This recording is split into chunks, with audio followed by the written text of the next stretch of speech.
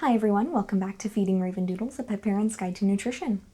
Today's topic is quick tips, food gorging. Now some of us have pets who are absolutely ravenous and seem to inhale anything we put down in front of them. These pets can cause frustration and even worry to their parents because food gorging has the potential to cause some health issues for our pets that range in severity from mild to life-threatening. If you do have a pet that eats their food extremely fast, it's important to understand what these health issues are, how to recognize them, and how to ultimately slow your pet's eating down. So this is what we're going to be talking about today.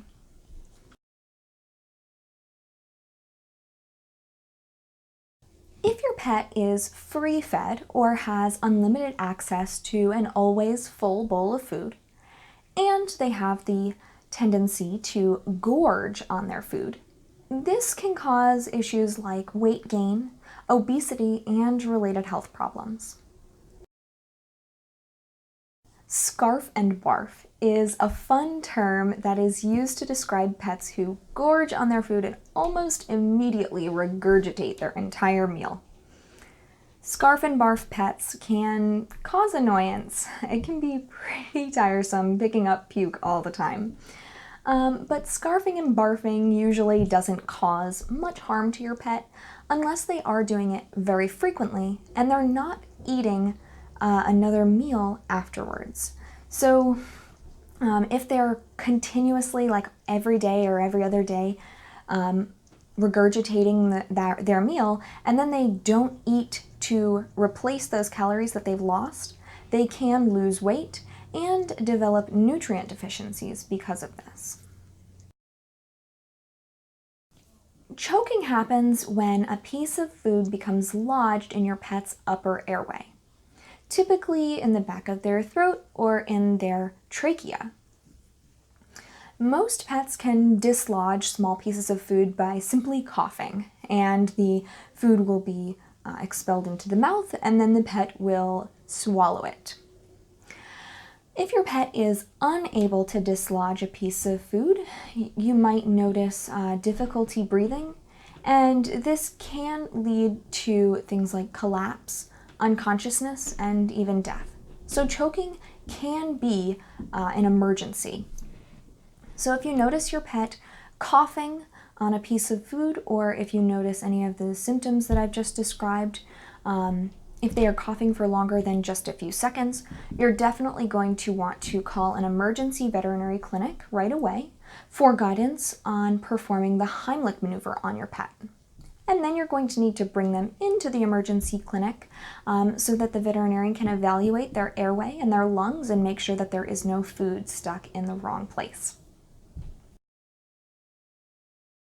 An esophageal blockage happens when a pet swallows a large volume of food without properly chewing it. So this food isn't lubricated with saliva and it's just a firm, dry ball that gets stuck in the esophagus, or the tube that leads from the mouth to the stomach.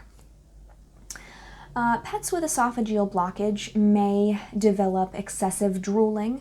They may swallow very frequently, or they may retch, so they're trying to get that food back up. You may be able to massage your pet's neck very gently for a few minutes to try to encourage that food to pass into the stomach. But if you notice these symptoms, or if you have massaged the neck and the food still has not seemed to gone down, you're definitely going to need to call an emergency veterinarian right away for guidance on what to do next.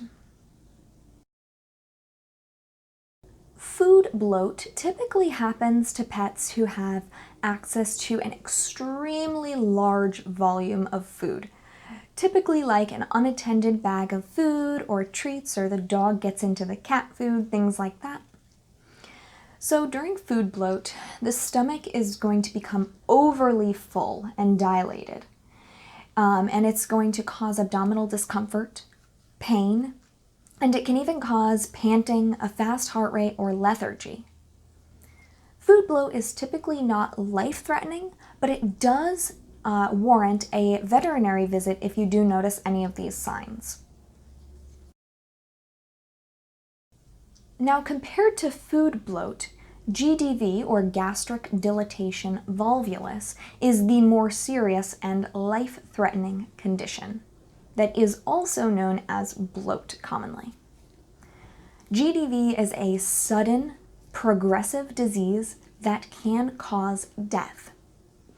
What happens during GDV is that the stomach fills with food and air, and it gets extremely big, twists on itself, and then continues to fill up with air. Like I said, this condition is fatal, and it does require an emergency veterinary visit right away. And to learn a lot more about GDV, the symptoms, how to recognize it, and what to do if you suspect that your pet has GDV, you can check out my video, Canine Bloat.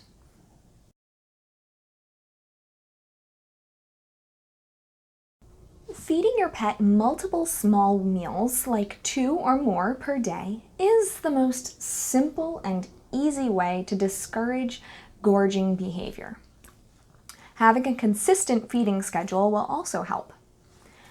You're going to want to make sure, however, that you calculate your pet's calorie needs properly and that you measure out their food so that you're making sure that they don't get too much at each meal or overall.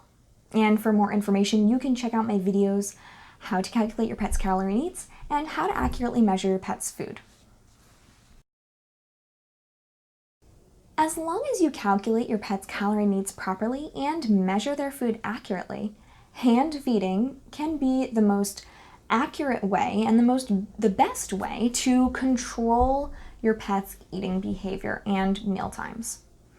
However, hand feeding isn't always the most practical option, and it might not be the best option for pets that have food-related aggression. Changing up the texture of your pet's food may also encourage slower eating habits.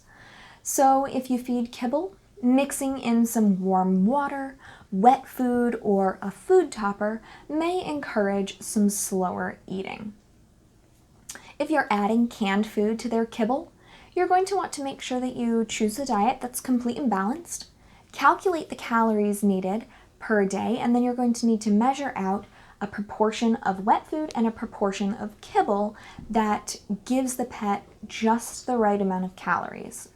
Because adding canned food or a food topper to a full volume of your pet's food, so all of the calories they need are coming from the kibble, but they're getting extra calories from this canned food or the food topper, can cause weight gain. So again, if you're adding a not complete and balanced food topper or fresh food or people food on top of their regular diet, you're going to need to make sure that that does not exceed 10% of their daily caloric intake. And for more information on this, how to do the calculations and everything, you can check out my video Treats, Table Scraps, and Food Toppers.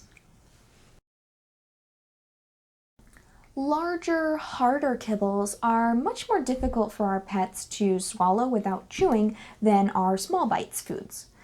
So you may want to consider switching your pet to a dental care diet or a breed-specific diet that has special, uniquely shaped, larger kibbles that are designed to slow the eating behavior and increase chewing time. Puzzle feeders are a popular and easy way to slow pets down during mealtime. There are many types of puzzle feeders, and they're made for dogs and cats. And you can find them online, in pet stores, or even make your own at home. These 4 types of puzzle feeders are some commercial options. The smaller 2 are made for cats and the larger are made for dogs. You can also combine puzzle feeders with some of the previously mentioned methods for best results. Food dispensing toys typically have small holes that are designed to release only a few kibbles at once. These are some examples of dog and cat food dispensing toys. And these toys can be found online, in pet stores, and you can even make your own at home.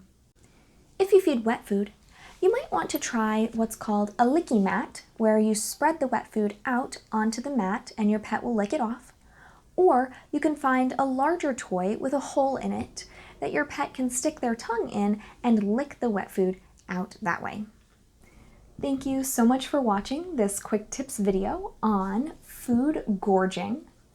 Don't forget to like, subscribe, and share this video with your friends if you enjoyed it. Leave comments down below if you have any questions or suggestions for future videos. And don't forget to check out that description where I provide you with several links to sources that I used to create this video. Also, don't forget to check out feedingravendoodles.com, where I provide you with all my videos, articles, and resources all in one place. Next time, we're going to be talking about a popular topic: vegetarian and vegan diets for dogs and cats. So stay tuned for that. Say bye, Raven.